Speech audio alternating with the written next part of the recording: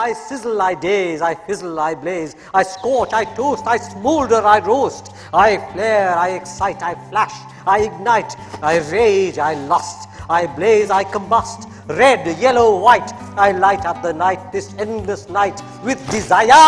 Oh, fire, fire, fire. Yes. The Hindu has always given its readers the best from the world of arts and culture, and certainly since its inception we've been engaged with promoting literature of all kinds as purveyors of culture and the arts, not just as purveyors of news and views. We believe that it's important to get the readers connected to what we do in our pages. Dalit writing is writing about India and about Indian society. I'll tell you honestly, I have personally reached a point where I will never be able to write anything of my own again. Right now, when I talk to my wife, I first write it down in Bangla, then translate from it. I can't do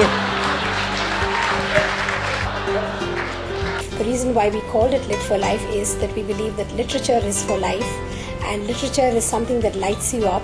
I see a lot of writing that has changed over the years. When I was like 20, the kind of dialogues that I mouthed, they're not there anymore. Thank God they're not there anymore. We decided that every year we'll celebrate writers and readers' ideas and views and perspectives through a live interaction of a 2-day conclave, both in Delhi and in Chennai. And in the years ahead, we look forward to involving more cities in India in this exercise. So I have lots of stories within me, and I don't have to look outside. But Zubaida was...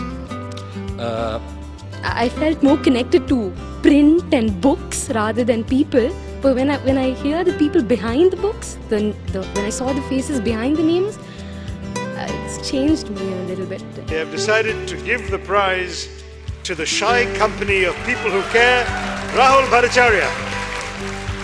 This year we have an eminent panel of judges who will offer a shortlist first in the Delhi part of the festival, and then the finalist will be chosen in Chennai, and we hope that the prize in itself will become a worthy marker of the best of Indian writing in India. It's something I will never forget. My mother and my sister for just, loving me and just not making too many demands. And the editor of this book, Shruti, who I think liked it enough because she's now my wife. And to her more than anyone else. And thank you so much. Thank you. That's all. 16 sarees. 16 sarees. And when she came back, age 82, I said, Mummy, I have never bought 16 sarees in my life. So she looks at me and says, in your life, Amartya Sen has also not praised you so much. We look forward to a lively interaction with all our readers and all our well-wishers and friends, and we'll have one day in Delhi, an evening of interesting dialogue, debate and discussion, and followed by 2 days in Chennai, which I hope will be of great interest and value to everybody who attends.